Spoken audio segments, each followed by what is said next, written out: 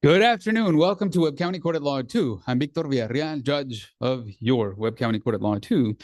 This is the probate, guardianship, and civil docket for Tuesday, February 3rd, 2026. The time is now 2:06. Court is now in session. Assisting us today are Cecia Rodriguez, court administrator and interpreter, who's also the court docket case manager this afternoon. Video conference co-hosts this afternoon include Mr. Lopez, Ms. Flores, Mr. Cordova, Ms. Ramos, Ms. Cuellar, Mr. Hernandez, and Ms. Rivera. These proceedings are being electronically recorded. Everyone is instructed not to record any portion of these proceedings. Only a court reporter may provide the official record. As with all proceedings, violation of these instructions are subject to contempt hearings. If you're joining us online, you're instructed to act as though you were in court, because you are in court. The rule here is simple. If you would not do it in person, don't do it online. For example, do not operate a motor vehicle. There is no smoking, no chewing gum, wear appropriate clothing, and always exercise proper courtroom decorum. The court will now call the cases in the order of appearance of counsel, first those in person, and then those online, as measured by your login times. Ms. Rodriguez. First in person, counsel day is the second, page 2, number 5. This is the estate of Francisco Galarza III, cause number 2023 PB4 84L2. Good afternoon, Mr. Deus. Court marks you present in person. Leticia Lisette Peña, are you present? Not identified in virtual courtroom. Court marks applicant Peña not present in person, not present by video conference. Fourth setting for an inventory, Mr. Deus. Your Honor, I'm pending a response from my client to sign off on the inventory to submit it, but there are still items pending in this case. There's also a companion case. I believe it's 2023 PB4 87L2.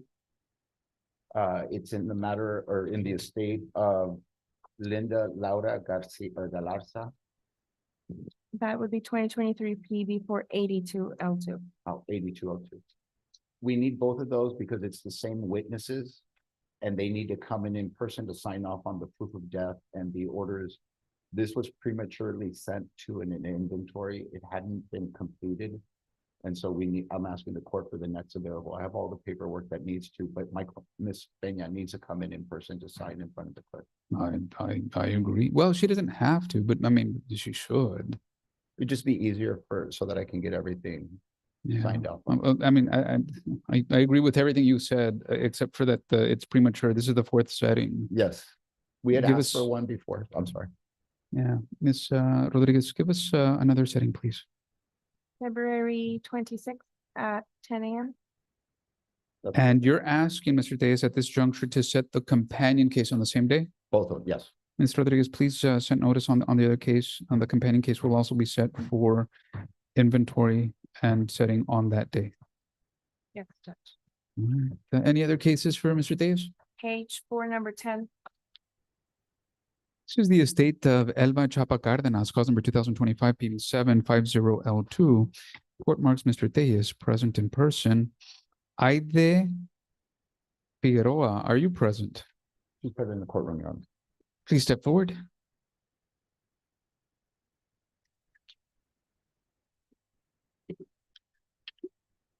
Speak into the microphone and tell the court, are you Aide Figueroa?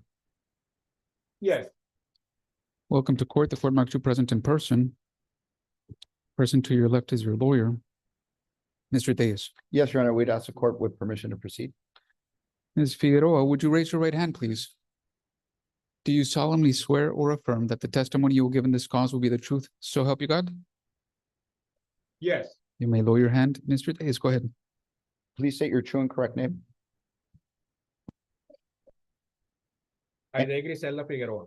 And you are the same Aide Griselda Figueroa that filed this application for letters of administration in the estate of Elba Maria Chapa Cardenas? Yes. And Miss Chapa Cardenas was your mother?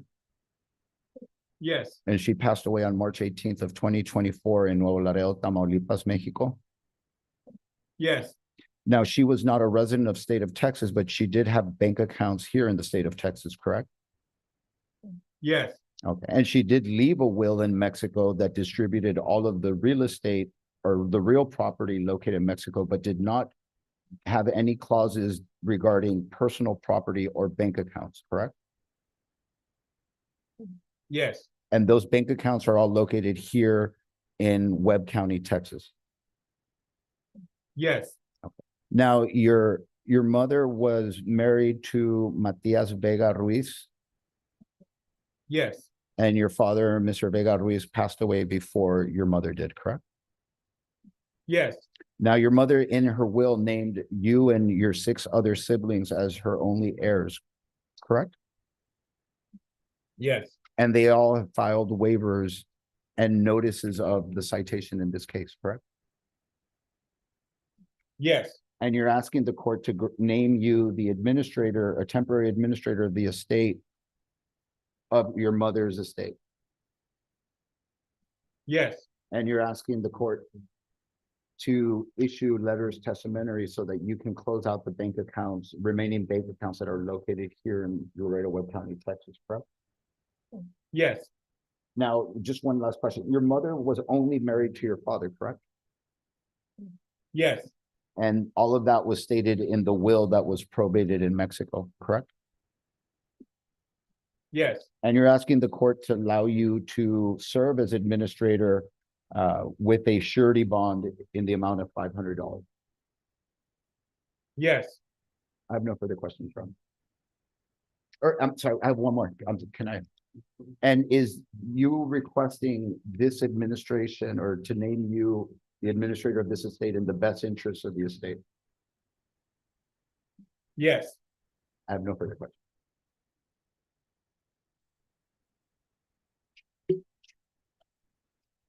I have the oath here in front of me, Your Honor, of the proof of death and other facts.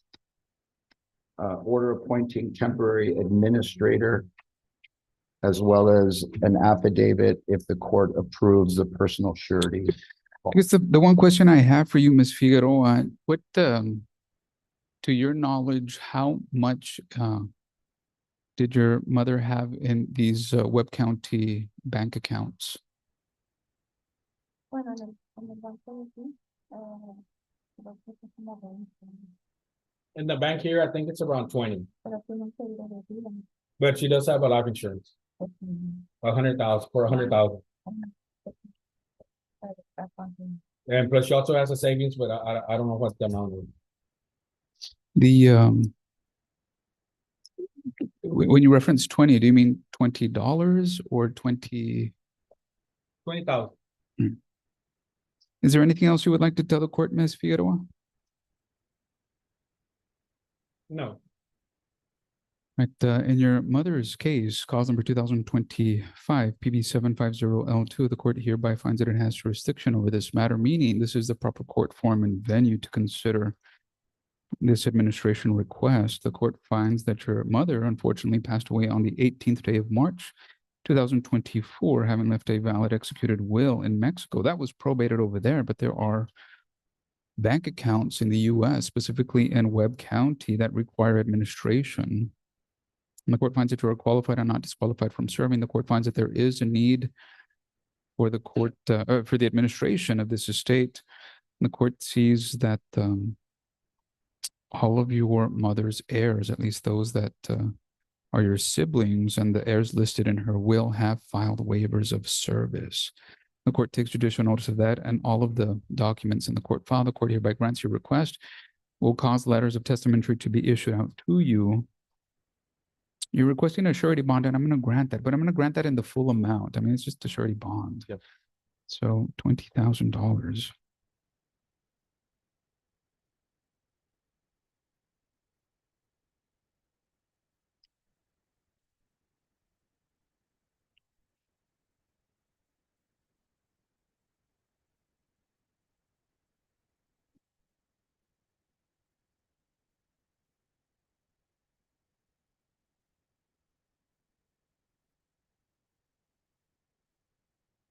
The court has received, reviewed, and considered the proposed order appointing you as temporary administrator. It is so ordered.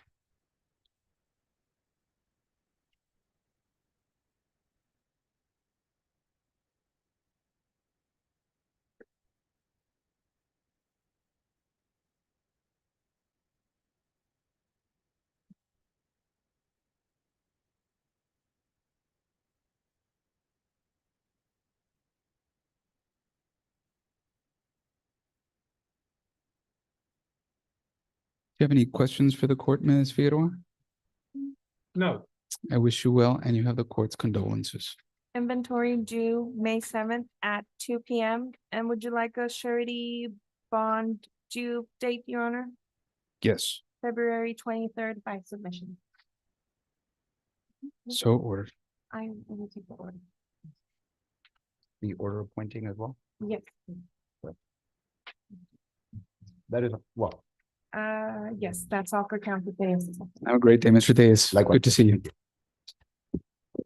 Next in person is Council Francisco Tamez, page 5, number 14.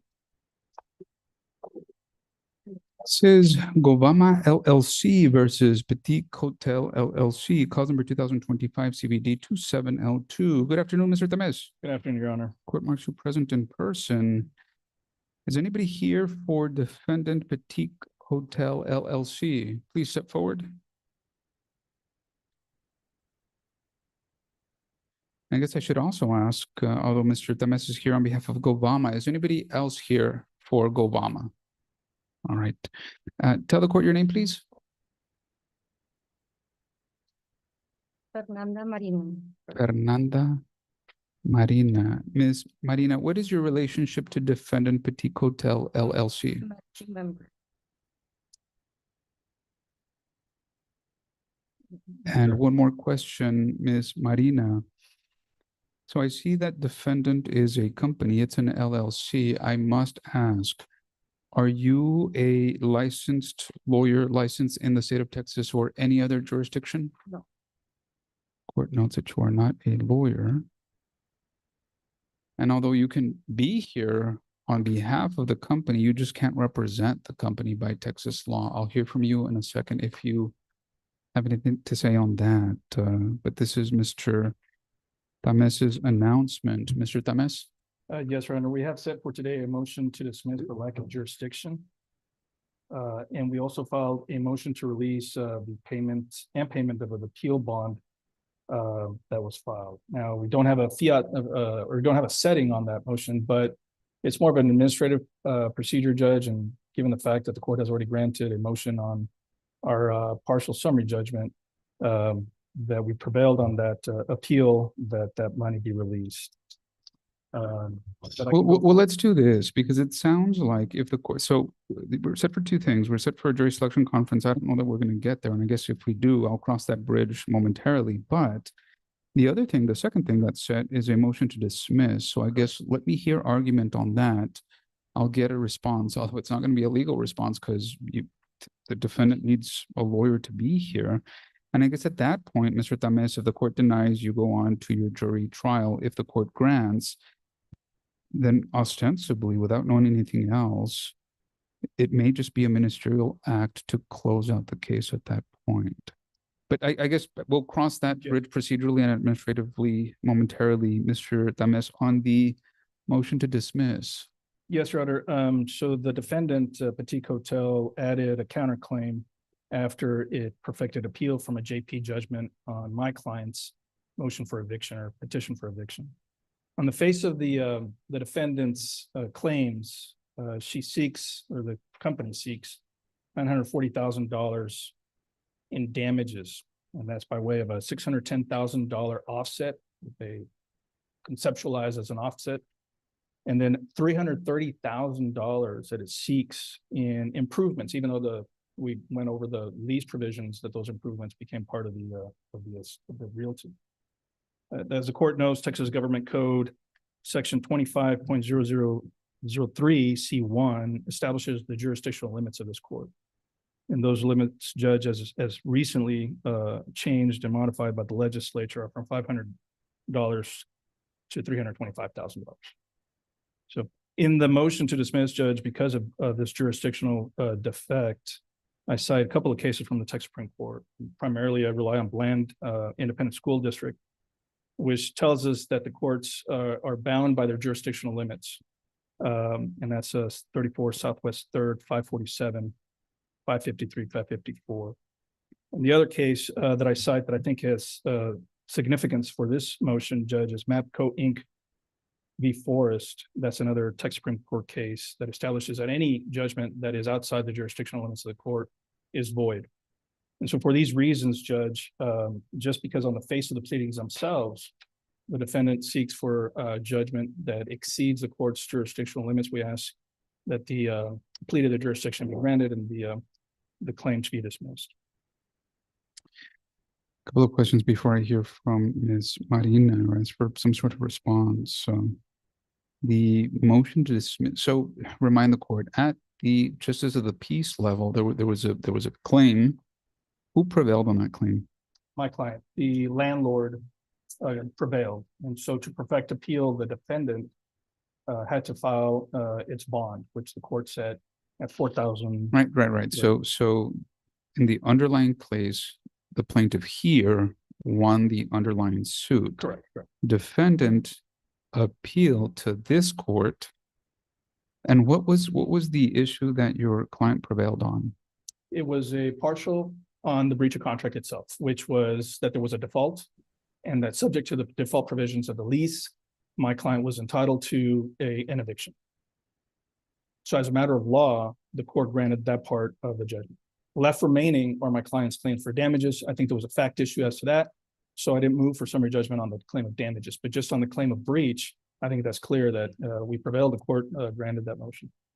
So what your client is asking for in this motion is not to dismiss the case, just the counterclaim? The counterclaim. Yeah. So once the defendant perfected appeal, then the defendant filed that counter.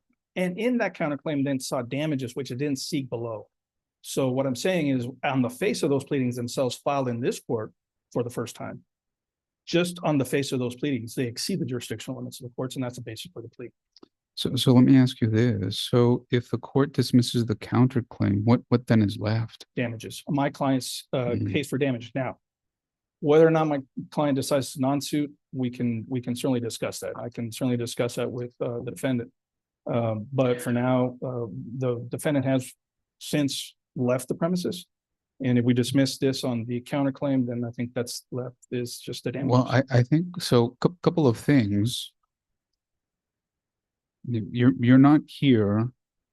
You can't be here representing Petique, but you are its managing member. I think this decision is easy for two reasons. First, just as a matter of law, this court must exercise judicial restraint. And that means even though I think one person or the other person could be right, I don't get to decide things that are outside of this court's jurisdiction. So if the claim for damages is in fact beyond the jurisdictional... No, you can't until I yield the floor to you. Let me finish my thought and then you may address the court. If there is any claim for damages above the jurisdictional limits of the court, then as a matter of law, this court can't. No county court at law in the state of Texas whose enacting statute hasn't been modified would be able to do that. Number one. Number two, to Mr. Tames's second point, you're set for jury selection conference. So I know it was raised as a thought by Mr. Tames, but I must order you to confer with each other because at this juncture, there is a jury trial unless the court hears otherwise today. What would you like to say, Ms. Marina? Yes, so I was under the representation from my previous attorney that they had fixed our counterclaim, I guess, and resubmitted it, but I only received documents from him as of recently as of yesterday. So I am barely looking through all the files, but I've had private audiences with Mr. Tames's client, and I was under the impression that he would be dropping the lawsuit, which I am also willing to drop the lawsuit if that is the case. So let me do this. Let me just make the finding that the damages that exceed 350 exceed the jurisdictional limits of the court to the effect that that will grant, the court hereby grants the motion to dismiss. Why don't you talk before you leave? So I'm gonna excuse you to talk to each other to see if that is the agreement, because if it is, then you might be done here today. But if it isn't, and any claim on one side or the other that could be left over, we're calling in a jury in a few weeks. So the motion is granted. Go talk to each other. Okay. Good luck. There's also the issue of the appeal bond. And Your Honor, the jury summons have been out. We have jurors already calling it. People want to be excused from jury participation, so talk to each other and I'll call this case momentarily. Thank you, Judge. Council has at line H1 number 2. This is in the matter of Lorenzo Soto Jr., cause number 2004, PB 640L2. Court marks Mr. Tamez present in person, Mr. Eduardo Romero present in person, Ms. Claudia Garcia present in person, Belma Cruz, Diana Aguilar, or any other person. Is there any other person present on this case? No, sir. So noted. Counsel, what is the announcement? Your Honor, good afternoon. We're here for a continuation of the status of the this particular guardianship that's under supervision and review by the court. The court will recall at the last hearing, the issue that we had before you was we have a special needs trust, substantial funds in that special needs trust that continues to increase in the funds on deposit, in the balance. At that time, Mr. Romero, we needed to do annual reports, annual accountings from, I think, 2023 through the present. At the last hearing, Mr. Romero advised the court that because it's trust property, it's outside necessarily the estate of the ward. And the court asked us to provide the court, notwithstanding, because previous annual reports had full disclosure of those bank statements, monthly statements showing the monthly balances and activity in those accounts. And the court wanted, for purposes of consistency and certainly for full disclosure, to make sure that we continue that practice. So Mr. Romero has done so. We did so with some difficulty from Simmons Bank, which is the trustee, because at some point Simmons Bank stopped issuing monthly statements and reverted to just doing annual statements, which had an annual overview of the balance from day 1, January of that year to December 31st of that year. And so it doesn't give us a monthly picture, it just gives us an annual overview of the account of balance and status. So I think Mr. Romero can speak on his behalf of the work that he's done to comply with the court's prior orders.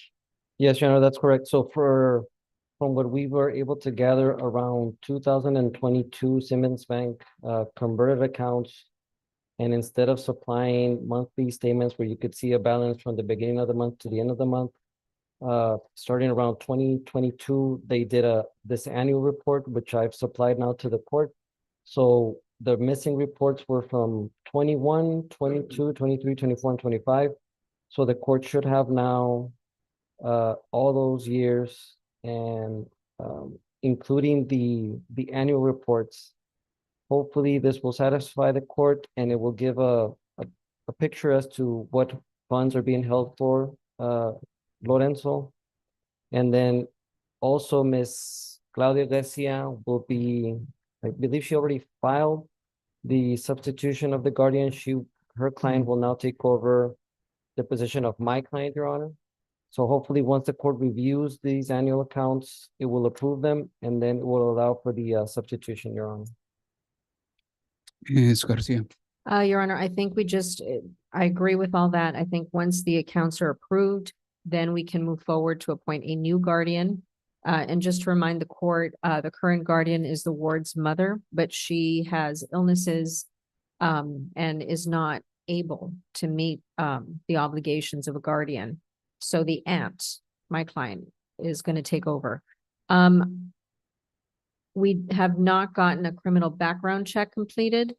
And I do need my client to do the training. So I don't know how Your Honor would like to work for the next setting, but I guess once everything is in line, I can file a motion to set and do it that way. Yeah, and I think between now and then, I think Mr. Tamez continues on fulfilling the Yes. best interest standard for the ward and his estate. Yes. Without knowing anything else, Ms. Garcia, how much time, given your thoughts, knowledge, and experience on With the background JBCC, checks and all these things? This should not include fingerprints because the liquid assets are not over $50,000. So it's just being getting after the JBCC by email. So I Sure. would say maybe a month All right, in my experience. so two things. First thing, well, three things. First thing, Ms. Rodriguez, give the court a setting in about 45 to 60 days. March 19th at 2 PM will take us to 45, Your Honor. Right, let's do that. Second thing, Mr. Romero, the court heard from both you and Mr. Tamez that Simmons Bank now issues out annual accountings. Try to see more or less when that date is, because the annual reports are due at the end of August. But if we know that they come in, for example, the 1st of September or the last part of July, we can tailor the court settings to fit the time required to review those and to put those into a report. You see what I'm saying? So if they're due in late August, but they're not coming in till November, probably shouldn't hold a hearing until after those reports become due. See, so just communicate that to Ms. Garcia, and both of you tell the court more or less when those are expected to come in so that we can tailor the reporting due dates. May I ask a question, Judge? Yes. When everything is transferred over to my client, is it possible to change the reporting period according to a calendar year instead of August to August? So two answers. First answer, the legal question, I don't think so. So we're going to leave that date on, but this is also an administrative matter and the court's responsibility to admit. So what I'm saying is, if I can't change the date, I can certainly set an administrative setting for review so that there's a court entry on the date that it's due, and you come in or you put it in writing. The due date is really on this other date, and then administratively we set it for hearing closer to when that report is will be provided by the bank. Okay. So that way, whatever the answer is, it'll be clear on the record in open court or in writing as part of public filings what the status is. And it would still be comprehensive. Yes. Yeah. What was the third thing? Anything else? I just want to put on the record, Mr. Romero, Ms. Garcia, and Mr. Tamez, that each of you, for what it's worth, were appointed by this court to protect the ward and his estate and to review questionable and inconsistent reports, obviously by someone else, a previous lawyer and another judge. But this court finds that each of you has been diligent in all of your efforts. And because of your work, you've done this very important matter, and that's protecting the ward's best interest. The court very much appreciates each of you for your work, for your service, and for safeguarding this ward's estate. Anything else on this case, Mr. Tamez? None, Your Honor.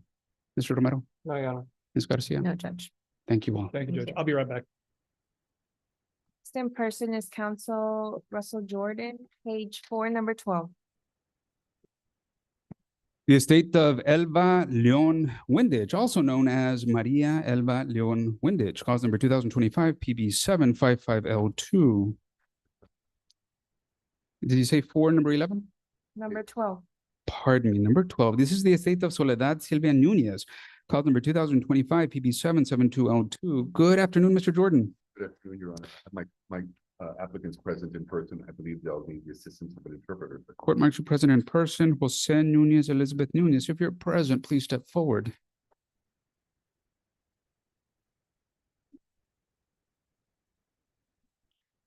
Are you Jose Juan Nunez?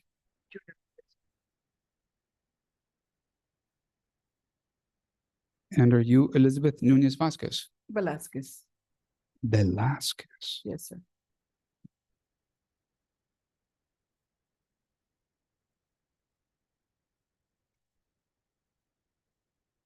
I see that for some reason your name auto-populated different on the court's notes. So I apologize, Ms. Velasquez. Court marks both of you present in person. The person to your right is your lawyer.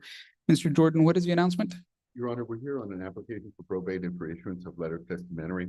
I'd like to approve the matter up briefly if I could. I'd also ask the court to take judicial notice of the fact that waivers have been had on all parties and should be on file with the papers of the court before we begin. Mr. Nunez and Ms. Velasquez, I'm going to ask that you both raise your right hands.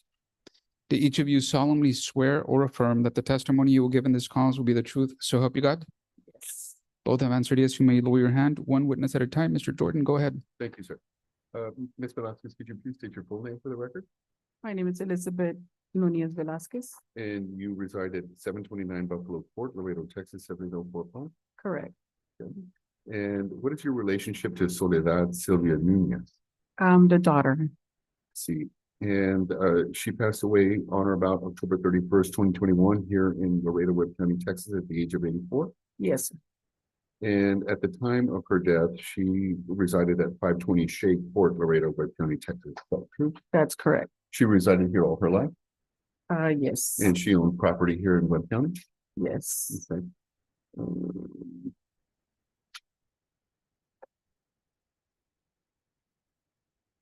And it is your position that she owned personal property and real estate in excess of $100,000 in value? that's correct.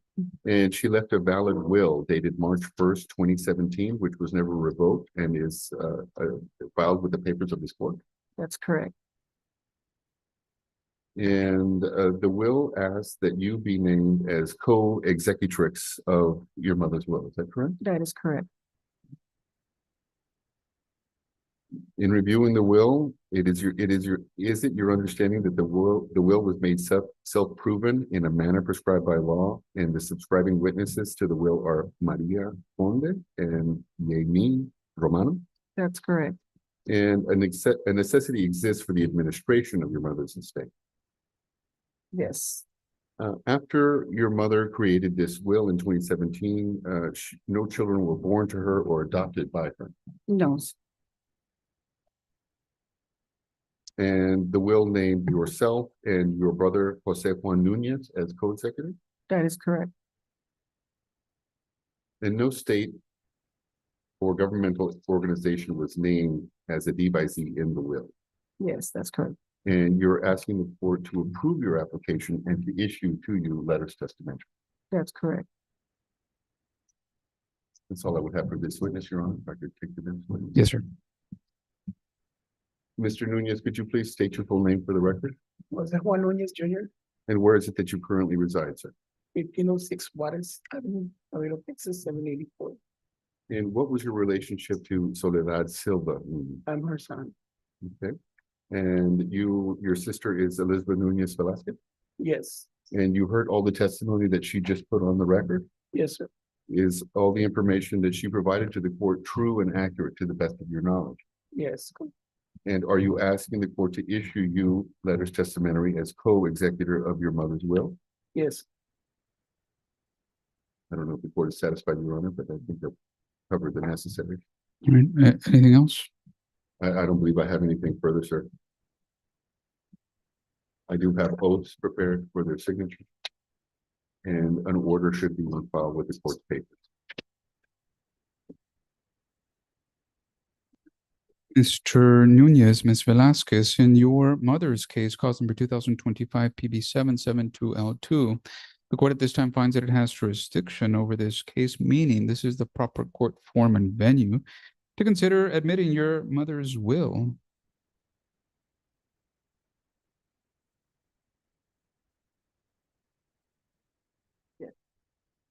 yes.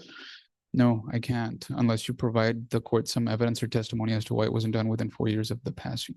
Sir, our application was done within the 4 years. We just met it. I noticed that. I spoke to my client, but our application did beat that 4-year application. You're right, by Couple of 10 days. days. I see that now. So sorry, but You're absolutely right. they came to me late, sir. I did it as quickly as possible. It's with 10 days under. No, you're right. I see that now. It's looking at another date, right? The court at this time does find that it has jurisdiction over your mother's case, Mr. Nunez and Ms. Velasquez, meaning this is the proper court form and venue to consider admitting your mother's will into probate. The court finds that she passed away, unfortunately, on the 31st of October, 2021, at the age of 84, having left a valid, execute, and self-proved will dated March 1st, 2017. The court finds that that will was never changed, modified, or revoked in any way. The court finds that she named both of you to serve as independent co-executors. The court finds that you are qualified, you're not disqualified from serving, that there is a need to administer your mother's estate, and the court takes judicial notice of the entire case file. For all of these reasons, the court hereby admits your mother is willing to probate and will cause letters of testamentary to be issued out to you. You may review your order while you sign the documents in front of you.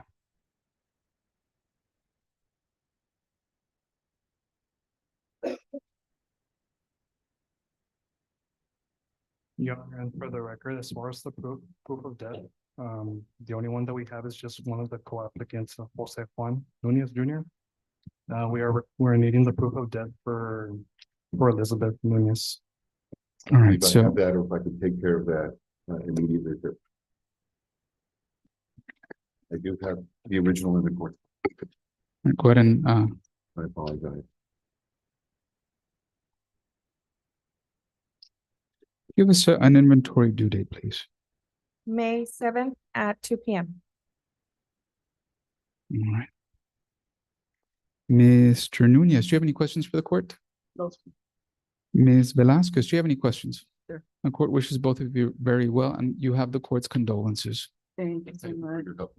Any other cases for Mr. Jordan? No. It's good to see you, counsel. Have a great day. Next in person, Council Romero, page 3, number 9. This is the estate of Jorge Tomas Naudin Williams, cause number 2025 PB 743L2. Court marks Mr. Romero present in person. Francis Naudin, are you present? Court marks applicant not present. Mr. Romero? Your Honor, I had to file an additional application to file the inventory. We've been having some trouble getting information from the bank, so I'm asking for an extension, Your Honor. Without objection, the court so ordered. Give us an inventory due date, please. How much time? 30 to 45 days? March 19th at 2 p.m. Is that sufficient time, Mr. Romero? Yes, Your Honor. Court is signing an order to that effect.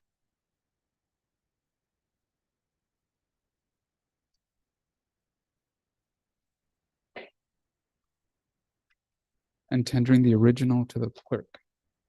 Any other cases for Mr. Romero? Page 4, number 11. The estate of Elba Leon Windich, aka Maria Elba Leon Windich, cause number 2025 755L2. Court marks Mr. Romero present in person. Joanna Windich, are you present? Court marks applicant not present. Mr. Romero, go ahead. Your Honor, that one I also requested an extension, and I believe the court had already granted that one. As you filed it before, the court had sufficient time to review it. The court granted it based on the pleadings, based on the request, and the inventory on that case is due on or before April 7, 2026 at 2 p.m. Page 7, number 19. Ricardo Cavazos versus Juan Antonio Ayala, cause number 2024 CVG 1428C3. Court marks Mr. Romero present in person. Mr. Castillo present in person. Speak into the microphone and tell the court your name, please. Juan Antonio Ayala. Mr. Ayala, welcome to court. The court marks you present in person. The person to your left is your lawyer. Ricardo Cavazos, are you present? Court marks Mr. Cavazos not present. Mr. Romero, Mr. Castillo? Yes, Your Honor, we were set for mediation for tomorrow, Your Honor. Unfortunately, my client had to get an emergency surgery. This is Miss Perla. And so we've had to reset that mediation. We have a new date set for March 18th. And so we would respectfully request that the court can set us for, I think we have a March 20th setting, Your Honor, if I'm not mistaken. That's the jury, the board jury selection board IR date. That's right. But they have, oh, that's today. Today is the jury selection conference. Yes, Your Honor. Well, why don't we reschedule this jury selection conference to a date after March the 18th? Ms. Rodriguez, give us a date after March 18th and cancel the March 20th and 23rd settings. March 19th at 2 p.m. Is the day after too soon? No, I think. we're okay. Mhm. It's fine. We'll announce to the court. Sure. Maybe. And just a point of clarification, Mr. Romero, were the parties scheduled tomorrow or yesterday? Tomorrow for mediation. Not the second? No, Judge, I have in my notes for some reason that I think it was announced at the last hearing that it was on the second. Your Rule 11 agreement says the second. probably put it wrong. Either way, it got rescheduled by agreement and for good reasons, this medical emergency. So, Mr. Ayala, I wish both you and Mr. Cavazos the best of luck to both at mediation on March the 18th. And then you'll come back on the 19th and you'll tell the court whatever the status is, if you were successfully able to mediate or you require some additional settings so that the court can resolve the case for you. Do you have any questions for the court, Mr. Ayala? No, Your Honor, but there was one thing that I would like to ask the court. If we can have been provided maybe some proof of this so-called emergency.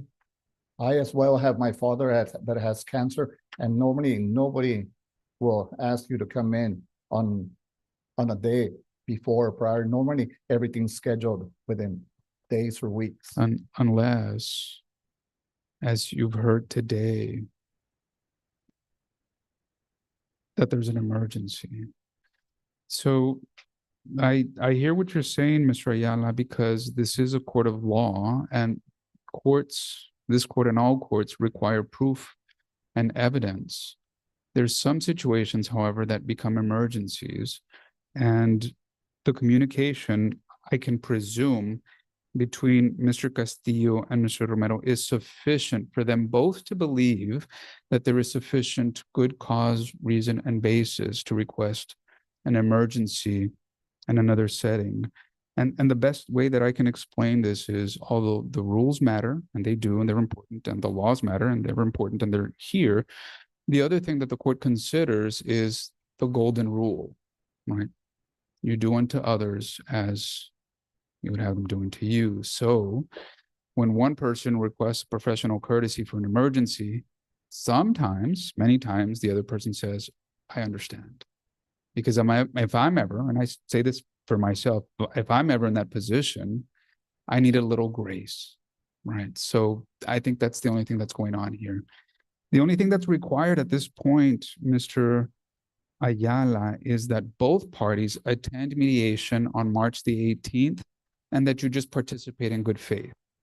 If you were willing to go and you participate in good faith, there's a good chance that the lawyers and the mediators are going to be able to get you and Mr. Cavazos to a good point.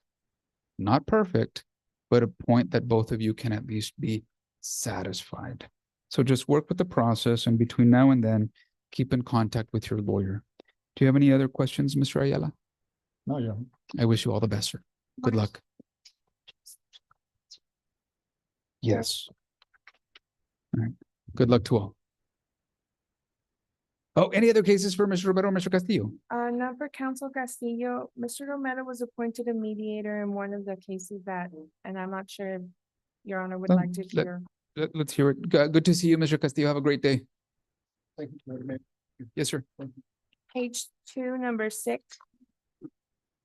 The estate of Jose Isidoro Ochoa, call number 2023 PB 594L2. Court marks Mr. Romero present in person. He's not a party or a lawyer, but he's just serving as the mediator. Julio Garcia, Jose Luis Castillo, Rene Cantu. Mr. Garcia is marked present in person. Counsel Castillo not present. Counsel Cantu not present.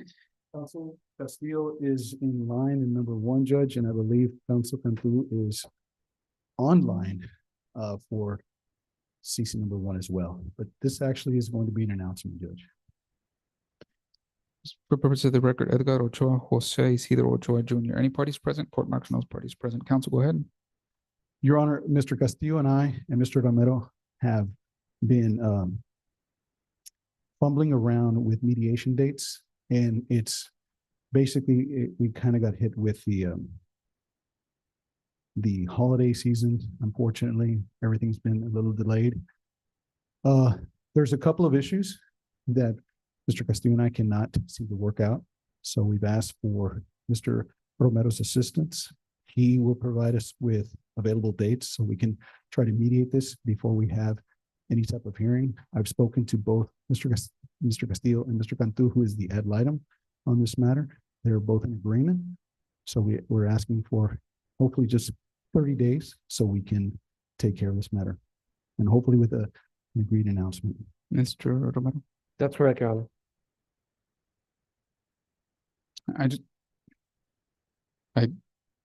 I believe you, Mr. Garcia. I just think you're very, what's the word, optimistic that the four lawyers can agree to it one date in the next 30 days. Placing the case in the inactive docket and then a motion to set once something is filed into the case. Since the date of filing in 2023, Council Romero was appointed in 2024.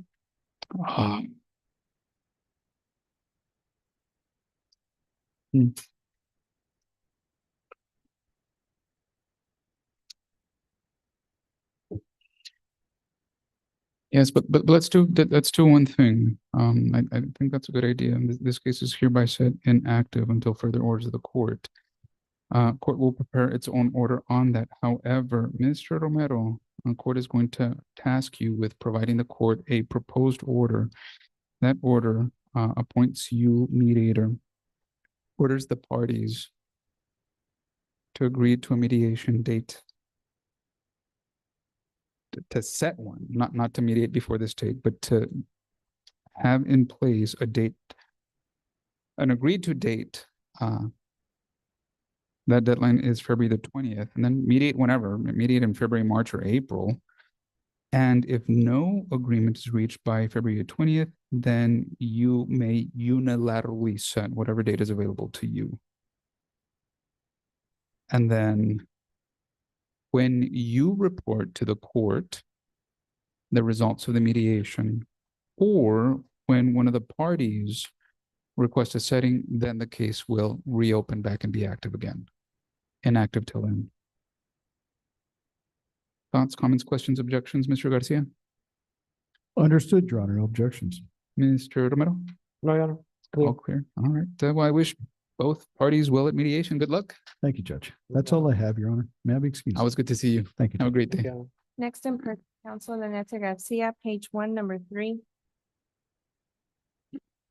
In the matter of Maria Martinez, cause number 2007 PB 669L2, court marks Ms. Garcia, present in person. Good afternoon, counsel. Good afternoon, Judge. Elia Martinez, are you present? She's present, Judge.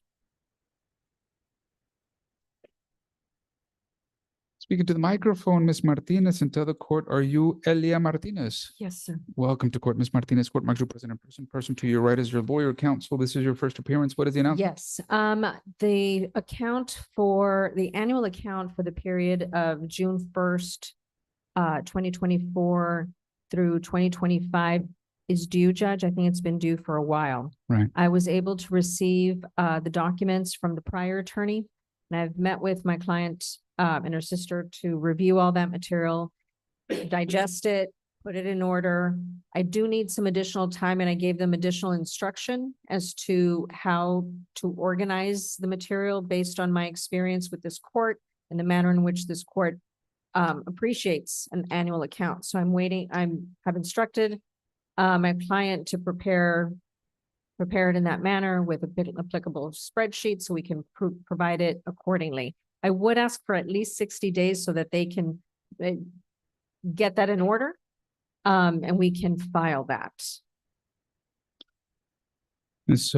Martinez, this is the sixth setting on this case, but this is your lawyer's, Ms. Garcia's first setting. And based on what she said, it sounds like there is a lot of communication. There is good communication. And now there's even additional instructions on how best to provide this information so that you have to be worried about two things, right? You have to worry about passing muster with the court to make sure that it's compliant with all of the statutes. But we always have to believe, because there's someone else higher than us that's always looking out for the best interest of the ward, and that's the state.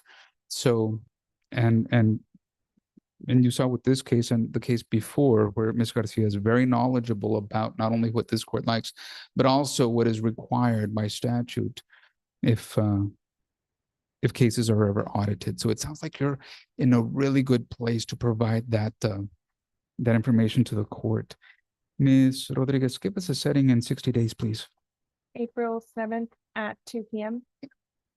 Yes. So between now and then, keep in contact with your lawyer. I know it's a lot of work, but it's required, it's necessary, and it is for Maria Martinez's best interests. Ms. Elia Martinez, do you have any questions for the court? Anything else on this case, Ms. Garcia? No, Judge. Any other cases for Ms. Garcia? Page 6, number 16. Father Ed Kircher Apartments versus Alfredo Montemayor Jr., cause number 2025 CVD 74L2. Court marks Ms. Garcia present in person. Guadalupe Canales, are you present? Present online. Ms. Canales, I'm going to ask that you unmute your device and you start your video. I'm making that request electronically now as well.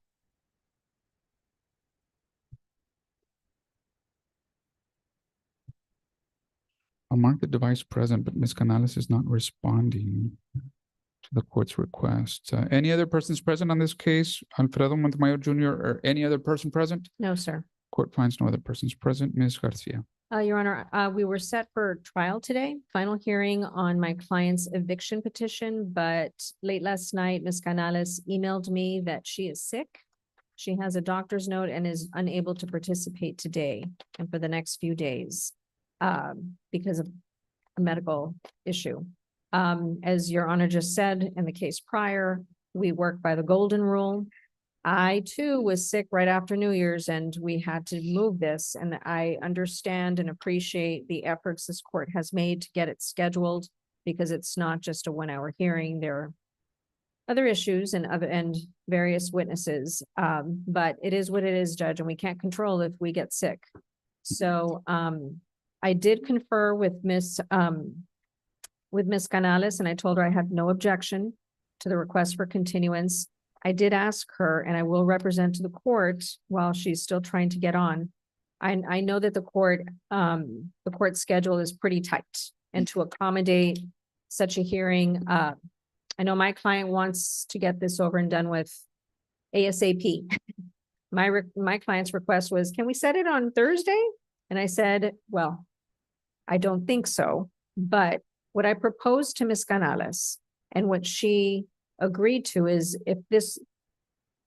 we would like for it in front of Your Honor, but if the next available date is later than the possibility of a visiting judge already scheduled to be here, then we would be okay with a visiting judge.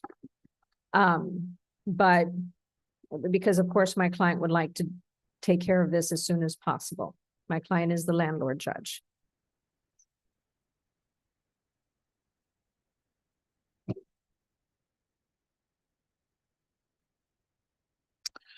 We had this conversation yesterday, Ms. Rodriguez, and had no idea that this was coming in. I Yes. guess this is the first case that it's applicable to. Remind the court, Ms. Rodriguez, our conversation yesterday was to do what, when?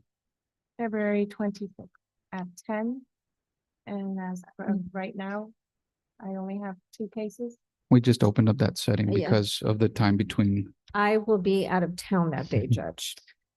So this is why we're opening up that date. What is the date after that? With a minimal amount of cases, probably March 19th. Yeah. Members from Ray, At 2 p.m. And I would have to close it right now because I've been Yes. giving. I mean, I'm available that date.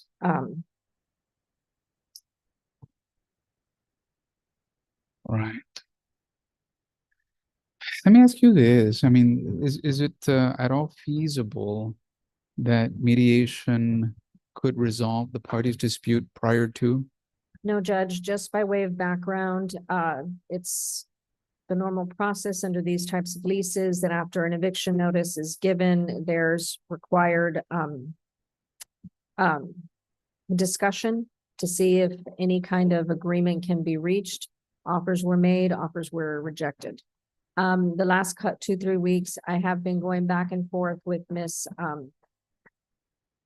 Canales. And we were not able to come to any agreement, Judge.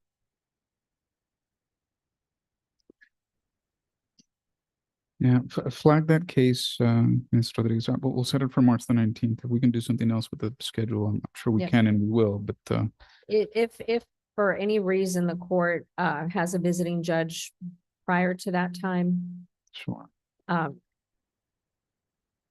we just based will, on availability. we will look. If something comes up between now and then, we will replug it in.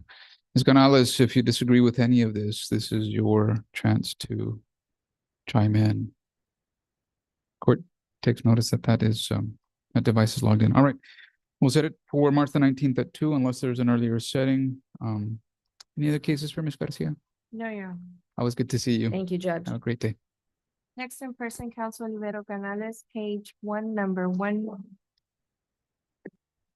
So in the matter of Roberto Palacios, cause number 2001, PB 652L2, court marks Mr. Canales present in person.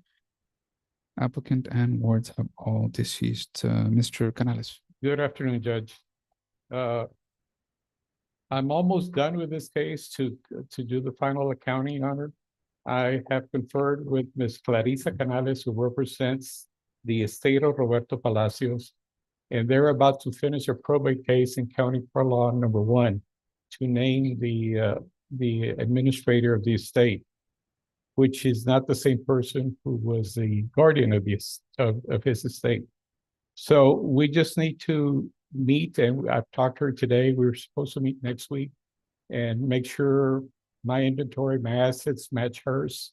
So I know it's set up for dismissal next month. So if you want to leave it for that day, Your Honor, we should follow it way in anticipation of that date.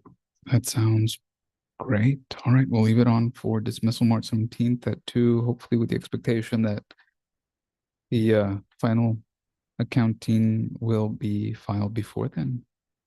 Any other cases for Mr. Canales? Page 2, number 4. This is in the matter of RRRR.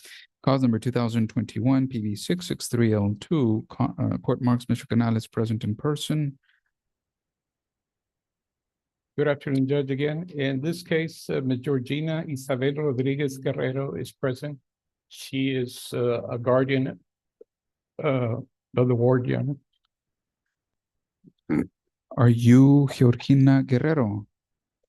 Yes. Court martial present in person. This And is for a the record, Your Honor, Mr. Gerardo Rosales Jasso, who is the other guardian, is in the hallway with the child. Oh, I see. Yeah, would you ask that he come in if he's present? I guess if you're gonna elicit testimony from him, that's fine. I just want to acknowledge his presence on the record, and then That's fine. Your Honor. he can be excused. Yeah, basically, they have been guardians since 2021. I think all their annual reports are up to date. The only problem was that they have relatives in Mexico, want to travel in Mexico. And to get a passport for the child, you need a biological parent. The biological parent, who's a mother, is nowhere to be found. She signed a waiver when this process started, and she waived citation of all notices in the future on this case. So the only thing we were asking is for an order to allow the guardians to apply for a passport for the minor child. Right. Speak into the microphone and tell the court, are you Gerardo Rosales Jasso? Yes. Court marks you present in person. Welcome to court. Just put some of this just by way of testimony. Which or both person would you like placed under oath? I'll have Ms. Guerrero Young. Ms. Guerrero, would you raise your right hand, please? Do you solemnly swear or affirm that the testimony you will give in this cause will be the truth, so help you God? Yes. You may lower your hand, Mr. Canales. Go Yeah. ahead. Ms. Guerrero, are you and your husband the guardians of the minor child Raimundo Roberto Rodriguez Rosales? Sí. Yes. And you have been his guardian for what, about 4 years, is that correct? Sí. Yes. And have you filed the reports that are required by the court? Yes. Okay. And is Raimundo Roberto in good health? Sí. Yes. How old is he now? Sí. 6 years old. And is he in school? Sí. Yes. Okay. And his biological mother is still alive, is that correct? Sí. Yes. Is her name Lizeth Rosales? Sí. Yes. About how many times has she visited with the child since you became the child's guardian? Dos veces cuando tenía como un año y medio y 2 años. 2 times when he was about 1.5, almost 2 years. So in the 4 years that you have been the guardians of the child, she has only visited with him about 2 times, is that correct? Correct. Correct. Do you have any idea actually where she lives? No. No. Do you know if she lives here or in Mexico? Sé que vive en Nuevo Laredo. I know she lives in Laredo. Does she ever call to check on the status of the child? No. No. Okay. Now, Ms. Guerrero, you tell me that you want to go to visit relatives in Laredo and to travel in Mexico, is that correct? Sí. Yes. And is that the reason you're asking to be able to apply for the passport for the minor child? Sí. Yes. Okay. And do you understand that without this court order, you cannot apply for the passport? Sí. Yes. Do you feel that going to Mexico and visiting with relatives who are also the child's relatives will be in his best interest? Sí. Yes. Your Honor, those are all the questions I have for her. Ms. Guerrero, uh, I see that your reports are up to date, so the court is satisfied that you are doing everything in your power to do what is in this minor child's best interest. The court finds that it has jurisdiction over this request. The court finds that there is good cause, reason, and basis to grant your request. For the reasons you've stated on the record and in writing, the court grants your request and will grant your request for permission to apply for a passport for this minor child. Is there a proposed order on file? No, Your Honor, I'll file it. These are the orders of the court, and the orders are due on or before. February 23rd by submission. The court has granted your request. Ms. Guerrero, do you have any questions for the court? No, that would be all. Thank you. Mr. Hasso, do you have any questions for the court? All right, it's good. I wish you both well, but I wish your young child all exceedingly well. Good luck. Yeah, thank you. Have a good day. Thank you, Your Honor. May I be It's excused? good to see you. Have a great day. Council Marilena Morales. Page 10, the last page on your docket, Your Honor.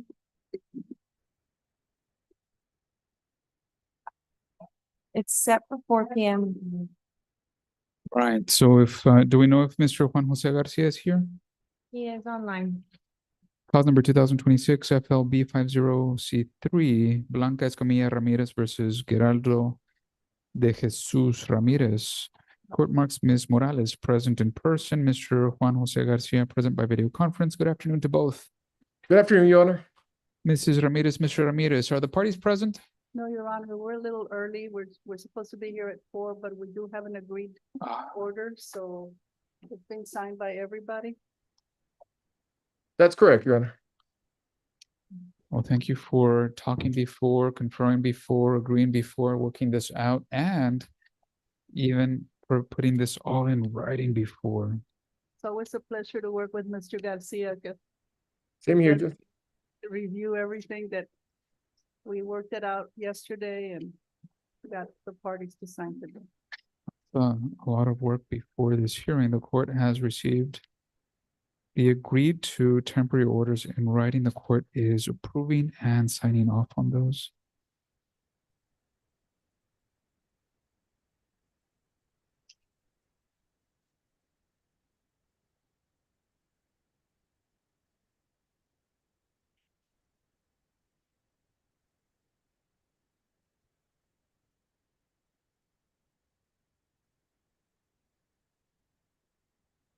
The court is tendering the original signed orders to the clerk. And then you'll come back for a trial on the merits on April the 2nd at 9 a.m. Ms. Morales, do you have any questions for the court? Mr. Garcia? No, Your Honor. Always good to see you both. Have a great day. Thank you. Council Garcia's further down the line on the probate. Stand by. Oh, And yeah. Council Rene Benavides, page 5, number 13. Maria Isabel Rodriguez versus San Francisco Real Properties LTD, cause number 2024 CBD 86L2. Good afternoon, Mr. Benavides. Good afternoon, Your Honor. Court marks you present in person. Alberto Alarcon, are you present? Court Not identified. finds Mr. Alarcon not present in person, not present by video conference. Tell the court your name, please. Ms. Rodriguez, welcome to court. The court marks you present in person. The person to your left is your lawyer. San Francisco Real Properties LTD. Anybody here on behalf of defendant? Court finds no other persons are present on this case. This is a bench trial, Mr. Benavides. What is the announcement? We're ready, Your Honor. This is a bench trial, so ostensibly, is this going to be like a prove up? Ostensibly, Your Honor, we have exhibits and I can just ask my client. When you say you have exhibits, were those exhibits uploaded to Case Center? No. Do you want to reset or do you want to go do that right now? Yeah, we can request a reset. All right, Ms. Rodriguez, give us a setting first available, please. February 26th at 10 a.m. All right. Oh, that's a brand new setting. We just opened it up, so there's only 1 or 2 cases set. So we'll see you here on February 26th at 10. Ms. Rodriguez, do you have any questions for the court? All right. So any and all documents that come in or that want to be pre-admitted, they get uploaded to Case Center. And so there's no surprises and there's a record of everything that's being uploaded. And you don't have to fumble around with paper. All you have to do is all of the instructions and local rules are on the court's website. Yes, sir. All right. We'll see you very soon, Ms. Rodriguez. I wish you all the best. Thank you. Have a good day. You too. Online, Council Samar Soto, page 7, number 18. Robert William Slaughter versus Mexico Moving Company LLC, Reina Madrigal Martinez, Sara Alejandro DBA, Alejandro Trucking, Transportes Point LLC. Cause number 2023 CVI 1507C3. Good afternoon, Ms. Soto. Good afternoon, Your Honor. Court marks you present. You're participating by video conference. Counsel Juan Hernandez, Bert Green, Gilberto Alexander. Any other counsel present? Mr. Green, welcome to court. The court marks you present by video conference. Let's test your audio. Can you hear me, Judge? Very low. How's that? Is that better, Judge? Slightly better. Whatever you're doing, do more. All right, we'll mark you present participating by video conference. Juan Hernandez, Gilberto Alexander. Any other lawyers present? Court finds no other lawyers are present. Robert William Slaughter, Reina Madrigal Martinez. Any other persons or parties present? All right, no other persons are present.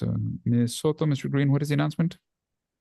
Your Honor, I did file a motion for continuance of the summary judgment hearing that was set for today, and I believe this is also a final pretrial. As the court knows, we did attempt a mediation. And while we did not settle it, it did serve for information gathering on parties. And I have been conferred with Mr. Green. I'm going to dismiss his current client, but bring in another party that Mr. Green will represent. Mr. Juan Hernandez, and I conferred, he is not opposed to that, to the continuance, and he's not opposed to a continuance to bring in the additional party or parties. And he told me that he was going to be in federal court at a trial, and that's why he wasn't going to be able to appear before the court today to make that announcement himself. Well, it sounds like based on everything you've said, so you're set for final hearing on March 17th. So I can either set all the motions for summary judgment on that date, or I can reschedule this setting to that setting and set it for final, or I could do all of the above. What is your request and suggestion, Ms. Soto? Your Honor, we can get the March 17th summary judgment hearing set on those days. on that date. Any and all motions for summary judgment, traditional and no evidence are hereby set for hearing on March 17th at 2 p.m., Your Honor. so ordered. All right. There was no order attached to the request on the motion for continuance. I'll file that, Your Honor. All right, I'll sign off on that, and that'll prompt the court as a notice on the March 17th setting. All right, Mr. Green, anything to state on the record? Nothing, Your Honor. We agree with the request, Judge. I'm hoping you can hear me okay. Loud and clear now. Thank you, Mr. Green. All right, any other cases for Ms. Soto or Mr. Green? For Council Soto, page 8, number 20. Have a great day, Mr. Green. Hey, thank you. Have a great day. You too. This is Dilka Distribuciones y Logistics Express LLC versus As Hauling LLC, cause number 2025 CVH 1961C3. Court marks counsel Soto present by video conference on behalf of plaintiff. Anybody here for As Hauling LLC? There was a device logged in earlier, Your Honor, no longer in the virtual courtroom. Do you know or do you remember the what the device was logged in under? Andres Santos for AS Hauling LLC. I just want to put that on the record, but I find that no persons are present on behalf of defendants this time. And the court takes notice that defendant was served with process September 25th, 2025. Ms. Soto, announcement? Yes, Your Honor. So I did file a motion for default judgment. Mr. Santos, AS Hauling did not file an answer. So I did file that. However, I did want to ask the court if I can resubmit an order making it an interlocutory default judgment, because facts arose between my filing of that motion for default to this hearing where I'm seeking to add Mr. Mr. Santos individually. So that I can add him to the lawsuit.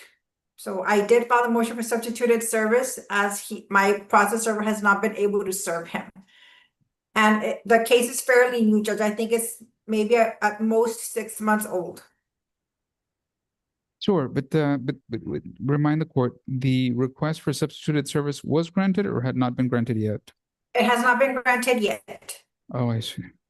I'm asking the court to allow me to serve him through the WhatsApp social media, and as that has been the means of communication between myself and Mr. Santos, and he has responded through that application.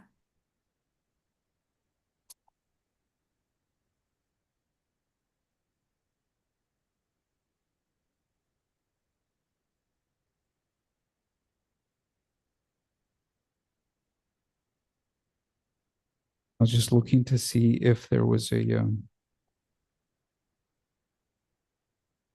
specific phone associated with, and I do see that in the motion for substituted service, there is a specific social media app and a number listed therein, plus an affidavit confirming all of this. Well taken. Court will grant the request, signing the proposed order, tendering the original signed order to the clerk's office. Now, I guess let's come back on a final hearing, Ms. Rodriguez. The February 26th would not Be too a soon, time, because even if they serve soon, it's not going to give us the 20 days. And we have full capacity at March 17th. Council is one of the highly contested cases on that day, March 19th, At 2 p.m. this case, and I think you said if you could do, I mean, it's a hypothetical till it happens. I mean, there's nothing that prevents you from doing any filing. So file whatever you need to, and the court will take it from there on March the 19th. Yes. Thank you, Judge. Any other cases for Ms. Soto? No, Your Honor. It's good to see you, counsel. Have a good day. Good thing you, Judge. Have a good day. Bye.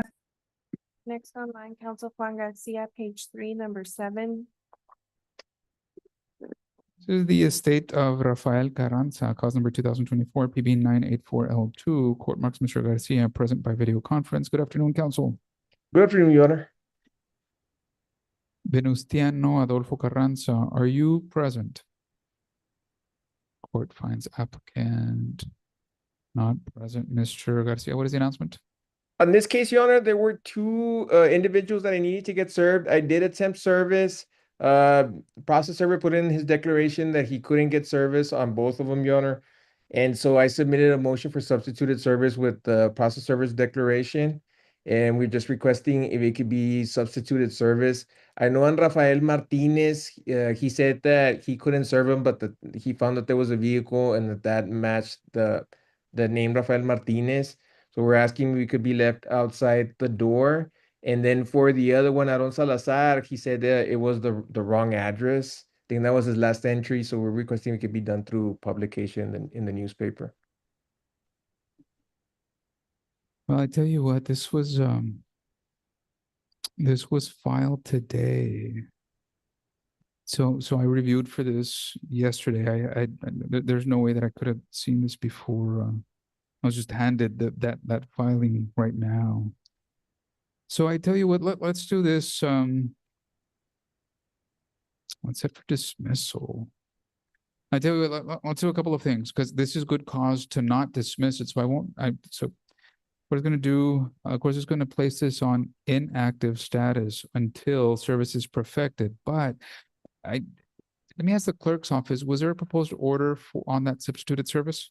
No, Your Honor. Right. So I never would have found out about it had the clerk not brought it up to court, because court doesn't find out about motions, only proposed orders, fiats, and so forth. So I tell you what, Mr. Garcia, file a proposed order. If the court grants the request for substituted service, I'll sign off on it. And then we'll set it for hearing, but it's inactive until you file a proposed order. Oh, Your Honor. All right. Proposed order due on February 23rd. And Your Honor, may I suggest instead of once the proposed order being active, or I mean signed and then active, council file the motion to set once everything is on file? Oh, that makes more sense. Thank Yeah. you. Yeah, Mr. Garcia, just once it's all done, file a motion to set, and that'll reactivate it. So that's right, because even if I set it for hearing in a month or two or a week, it may be too much time, not enough time. So you take the time you need to prepare for your case, and you let us know when you're ready, and then we'll set it for hearing. Thank you, Your Honor. All right. Any other cases for Mr. Garcia? No, Your Honor. It's good to see you, Mr. Garcia. Have a great rest of the week. Same here, Judge. Thank you. Thanks. Next online, Council William Morris, page 6, number 15. Brogo Transport LLC versus Interflet Brokerage, cause number 2025 CVD 44L2. Court marks Mr. Morris present by video conference. Good afternoon, counsel. Good afternoon, Your Honor. Are you here for Brogo Transport LLC? ¿Está usted aquí en representación de Borogo Transport LLC? Sí, es correcto. Yes, that's correct. Your name, please. ¿Cuál es su nombre? Armando González. Armando González. Mr. Gonzalez, I think I have to do this every time we set this case. Señor González, tengo que preguntarle esto cada vez que ponemos al juzgado. What is your relationship to Plaintiff Brogo Transport LLC? ¿Cuál es su relación con Brogo Transport LLC? Soy el dueño de la empresa. I am the owner of the company. Now, your company is an LLC? ¿Su compañía es una LLC? Sí. Yes. Now, I think you know this because I must have said it at every single hearing that the companies need to be represented by lawyers. Creo que ya se lo había dicho anteriormente, pero las compañías necesitan tener la representación de un abogado. Are you licensed to practice law in the state of Texas or any other jurisdiction? ¿Usted tiene licencia para practicar las leyes en el estado de Texas o cualquier otra parte? No. No. Understood. No cuento. So noted. Sí, entendido y lo vamos a anotar. Council Morris, what is the announcement? 1 to 2 sentences at a time to allow for interpretation. Go ahead. Señor Morris, ¿cuál es Yes, el- Your Honor. Today's hearing is a final hearing before trial. And all we have outstanding is a motion for summary judgment that's set for, I believe, March 17th. Tenemos una audiencia final que creo que tenemos para órdenes finales en marzo 17. All right, so I just want the court staff, or maybe the clerk's office, someone to confirm the summary judgments are set already for March 17th? El juicio sumario está puesto para marzo 17.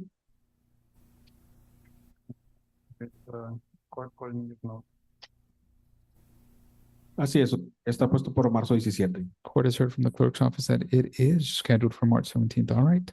Y bueno, el juzgado ha escuchado del secretario que la fecha está para marzo 17. Mr. Gonzalez, do you have any questions for the court? Señor González, ¿tiene alguna pregunta para el juzgado? No. No. Mr. Morris, anything else? No, that was all, Your Honor. No es todo, su señoría. All right, I'll call this case on March 17th. I wish all sides well. Good luck to all. Voy a llamar su caso en Thank marzo. you, Your Honor. Deseo lo mejor a todos. Any other cases for either? No, Your Honor. Have a good day. Y que tengan buen día. Thank you, Your Honor. Next online, Council Philip Del Rio, page 9, number 23. Susan, the matter of Susan Medrano, cause number 2025, CVJ 2675C3. Good afternoon, Mr. Del Rio. Good afternoon, Judge. Court marks you present. You're participating by video conference. Susan Medrano, are you present? Court sees that the device is logged in. Ms. Medrano, I'm going to ask that you start your video and unmute your device. Court is making that request electronically now. She was communicating with me earlier, Judge.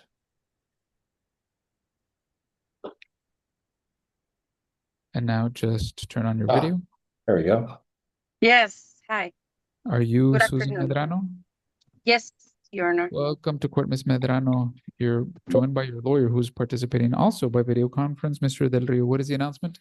Your Honor, we're here on a petition for occupational license. At this time, Your Honor, I would ask the court if you would take judicial notice of all the pleadings and exhibits, which include the SR 22, copy of the petitioner's driving record, a letter of employment specifying her hours of work are from 7 a.m. to 5 p.m., and also the verification to her pleading, Judge.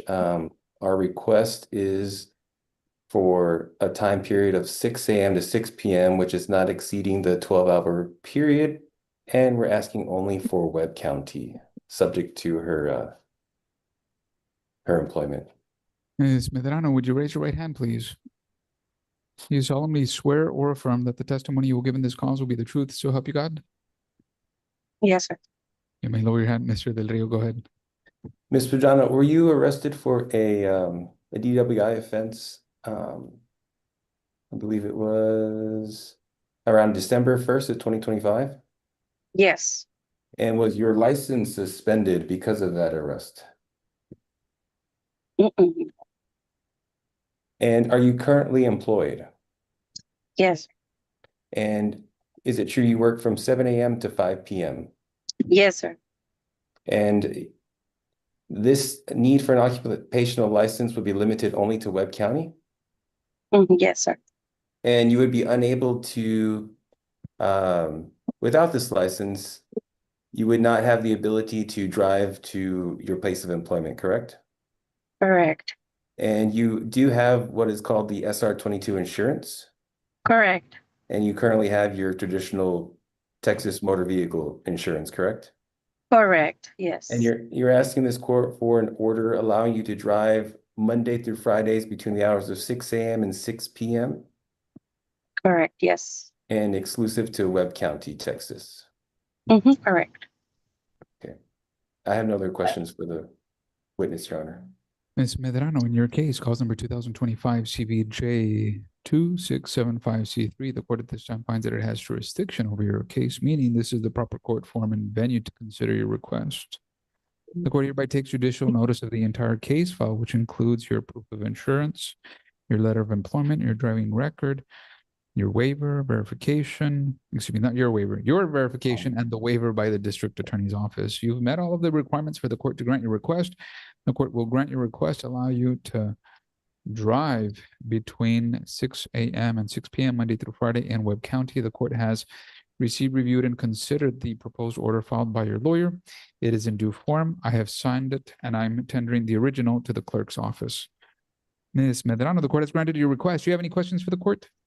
No, sir. Thank you so much. I wish you all the best. Have a Thank good day. you. Any other Thank you. cases for Mr. Del Rio? No, yeah. Good to see you, counsel. You, Judge. Thank you. Have a great day. Next online, Council Nicholas Cuellar. Morning, Your Honor. Sorry, good afternoon. Mr. Cuellar, good afternoon. What case are you here for? We're on the Miriam Yepes individually in ANF of KC minor judge. Page 820. That's Miriam Yepes versus Marta Guevara, cause number 2025 CVA 1293C3. Court marks Mr. Cuellar. Mr. Cuellar, what party are you here for? So I'm on behalf of the plaintiff's judge. I'm also here for a motion to substitute counsel. We filed that on January 30th. It's also set for today, and we're also set for a final pretrial as well, Judge. But good news, Judge, we have settled.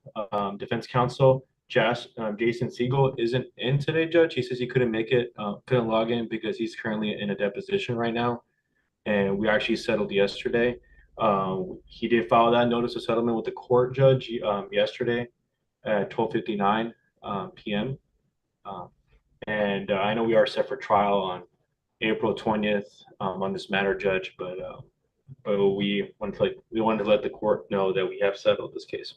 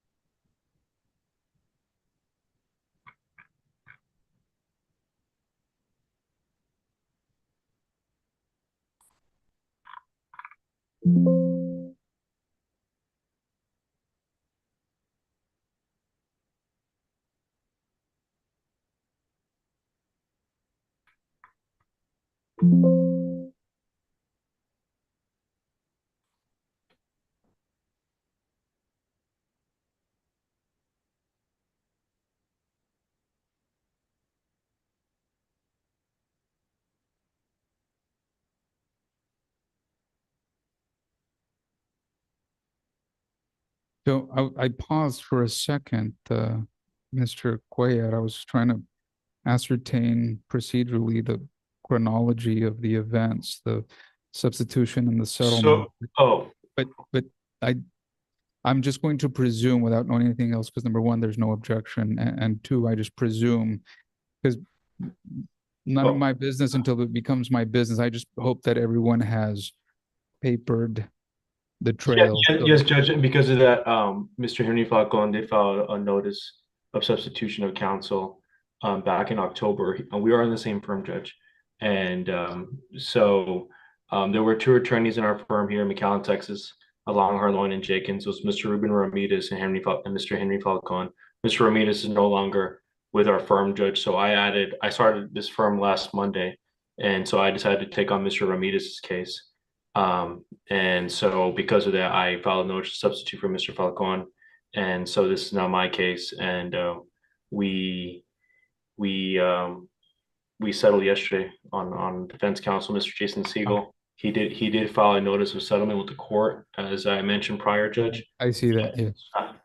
And in the bottom, you do see my name. I did sign on behalf of the plaintiff. And so I guess that's the announcement of the court, Judge. All right, the court is granting and has granted the substitution, tendering that original signed order to the clerk's office. So give us an order's due date, Ms. Rodriguez. February 23rd by submission. Is that sufficient time, Mr. Cuellar? Yes, Judge. I would say that's sufficient time, Judge. We're already sent, right now, we're in the process of settlement documents and all that stuff. But February 23rd, Judge, is enough time on behalf of the plaintiffs. Right. So And remember I will- the February the 23rd setting is just an orders due. So as soon as they come in, I will sign off. If they don't come in, either you file a request requesting more time or the case becomes inactive. Okay. All right. Thank you, Judge. Were you going to say anything else? No, Judge. All right. Any other cases for Mr. Falcon or Mr. Cuellar? No, Your Honor. Good to see you, counsel. Have a great day. Thank you, Judge. Have a good one. Recall page 5, number 14, Your Honor. Yes. Govama LLC versus Petit Hotel LLC, 2025 CVD 2702. Court marks Mr. Tamez present in person and Fernanda Marina, who is the managing member, a non-lawyer, but the managing member of defendant. Mr. Tamez, what is the announcement? Your Honor, I did confer with Ms. Marina and also with my client. My client has agreed to non-suit the remaining part of his case, which is damages, which would initiate the need for a trial, given that all their claims have been now dismissed. And what claims, if any, remain? None. No, that would again, because of the dismissal of the countersuit, and then the granting of the summary judgment for us on the claim for eviction, the claim of damages will be non-suited by my client. I'll file it today or tomorrow. Well, probably tomorrow, Judge. So, And then the dismissal of the countersuit. so ostensibly that just leaves the motion for release and the payment of appellate bond Correct. left. Ms. Marina, I'm going to ask the question. You're not a lawyer and can't represent the defendant, but you are its managing member. So the court had previously granted the motion to dismiss because it's in an amount that the court can't grant 1, 2. I think counsel just told the court that you've had sufficient time to talk to him. He's had sufficient time to talk to his client, and his client has agreed to non-suit. I'm about to give an orders due date on that, but that just means that the only thing left is a release for payment. On behalf of your client, do you have any objection to the court signing that release in favor of Govama? All right. Motion to dismiss has been granted. Is there a proposed order? There is on the proposal for the payment of that bond, Judge. There is, and there is also on the duty of the jurisdiction.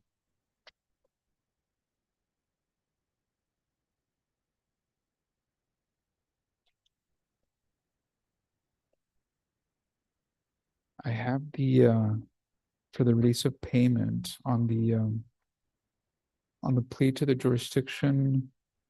Yes, coordinator to either resubmit to me or reprint.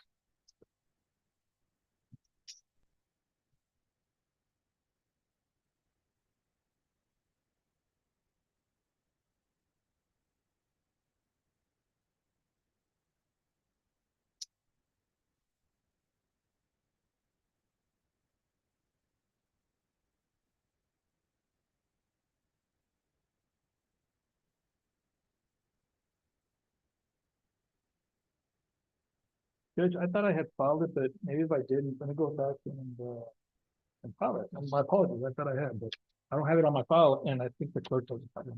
So I can submit that. Yeah. So the court has signed the motion for release and payment of appellate bond, finding that the remaining claim has been non-suited. The court had previously granted the motion to dismiss. That order is due to the court honor before. February 23rd. And that now disposes of this case. Ms. Marina, do you have any questions for the court? So the case is dismissed or closed. It's over, yes. Okay. Yeah. So then we don't have to come like next week, right? We're done. Mr. Tamez, anything else on this case? No, Your Honor, that's all I have, sir. I wish both parties well. Have a great day. Thank you, Your Honor. Have a good day, sir. Next online is Counsel George Jackson. Mr. Jackson, what page and case are you here on? It's a Tiarina case versus Homesite, Your Honor. And let me pull up the cause number. I think Mr. Tilagarza is also here. It's page 7. Case 17, Mario Alfonso Tejerina Jr. versus Homesite Insurance Company, 2025 CVF 6302. Court marks Mr. George Jackson present by video conference on behalf of defendant, Mr. Raul de la Garza present by video conference on behalf of plaintiff, Mario Alfonso Tejerina Jr. or any other person present? Court finds no other persons present. Mr. Jackson, Mr. de la Garza, go ahead. Good afternoon, Your Honor. This is a run-of-the-mill storm damage case. In fact, we already have this set for mediation on February 11th. So next week, Your Honor. This is a docket control conference. I guess let me give you one more after that date. Mr. de la Garza, Mr. Jackson, who is the mediator that you all have elected? It is Justice Dory Contreras. Former Chief Justice. Yes. Former Chief Justice, yes. Understood. All right, so I guess nobody's moving on the motion to compel. It's been done by agreement. I think this is not the first case. This might be the second or third case that she mediates. She's had success previously. I certainly hope that she has success or gets you both to a good place for your clients. So good luck to both on February the 11th. Ms. Rodriguez, give us a third docket control conference after February the 11th, please. Would the end of February be too soon, or would you like No, that's fine. They'll either settle or they won't at that time.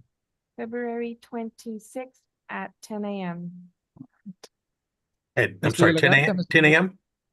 Yes, February 26th at 10. Mr. de la Garza, Mr. Jackson, I wish both your clients all the best at mediation and beyond. Anything else on this case? No, Your Honor. None from us, Your Honor. Good luck to all. You're excused. Thank you. Next online, Counsel Samantha Ward, page 9, number 24. This is Electric Transmission Texas LLC versus Killam Ranch Properties LTD, cause number 2025 EDA2C3. Good afternoon, Ms. Ward. What party are you here on behalf of? Good afternoon, Your Honor. I'm on behalf of Electric Transmission Texas. Ms. Ward, the court marks you present participating by video conference. Anybody here on behalf of Killam Ranch Properties LTD? Court finds no other persons present. This is a second entry of judgment. Ms. Ward, what is the announcement? Your Honor, this case has been settled. We were waiting for the opposing party to give a payment directive so we could pay for our easement rights. We received that payment directive either late last week, maybe early this week.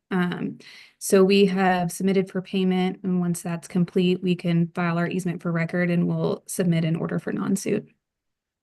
Tell the court how much time would be reasonable and necessary for all of that to take place. I believe within 30 days, Your Honor.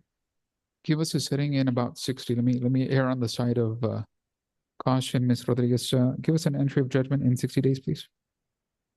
April 7th at 2 p.m. for the third. April 7th at 2 p.m. Okay. Any other cases for Ms. Ward or Electric Transmission? No, Your Honor. Have a great day, counsel. Be safe. Thank you, Your Honor. Online is Counsel Nathan Chu on page 3, number 8. In the matter of Cristina Martinez Ortiz, cause number 2025 CIG20L2. Good afternoon, Mr. Chu. Good afternoon, Judge. Your Honor, Court marks you present by video conference. Go ahead. Your Honor, I did get a chance to meet with my client, the ward, at the nursing home on January 24th. She is confined to a dementia Alzheimer unit. So that's a closed, locked facility. It's well monitored. But I do believe she needs to be continued on some sort of become a ward of the state or have someone monitor her, Judge. So what is your request at this juncture? I do believe we need to continue. You know, she's healthy. She's well taken care of, Judge. I just need to, just to make sure that somehow, she becomes a ward of the state or ward of the court or I don't know, so we can proceed with her. How much time would be reasonable and necessary to ascertain that and to make the appropriate requests and filing? Probably another 60 days, Judge, because I still need to talk to her caseworker and and her doctor. Give us that setting in 60 days, please. April 7th at 2 p.m. All right, so ordered. Any other cases for Mr. Chu? No, Your Honor, will this be set for another DCC or an application hearing? The DCC, because we don't know what that person is going to be, if their criminal background check is going to come in and so forth. So this will be the 5th DCC. Yes, Judge. Sorry, any other cases for Mr. Chu? No, Your Honor. It's good to see you, counsel. Have a great day. Thank you, Judge. Have a good afternoon. Thanks. Those are all the identified individuals in the virtual courtroom. What we'll call the rest of the cases, if any, as the cases appear on the docket.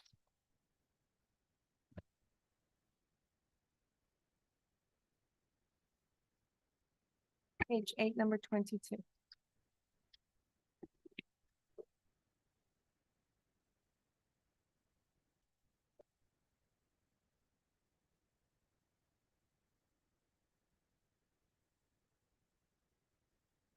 This is Delta Logistics LLC versus Blue Lion Services Inc., cause number 2025 CBI 2437C3. Counsel Knotson, are you present? Court finds counsel not present. Anybody here on behalf of Delta Logistics LLC or Blue Lion Services Inc.?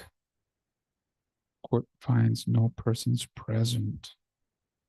Counsel Knotson was here before the court started the session, Your Honor. They was going to continue a contested hearing at the 406. I'm not sure if by this time it's done. It looks like we're set for a calendar call, but it looks like substituted service was granted, but no service has been perfected. But it looks like the order granting substituted service was signed January 30th. So give us a calendar call in 45 to 60 days. March 19th at 2 p.m. All right, so ordered. Court finds that all cases have been called on today's docket. This now concludes this docket held in person and by video conference for Tuesday, February 3rd, 2026. The court continues to embrace the latest technology to provide safe and uninterrupted access to justice without delay. Today's docket was made possible by the appearance of counsel and parties and by the assistance, diligence, and preparation of the Webb County Court at Law 2 staff and the employees of Webb County that provide judicial support to the court, like the clerk's office and the sheriff's office. The court appreciates you all. Have a good day.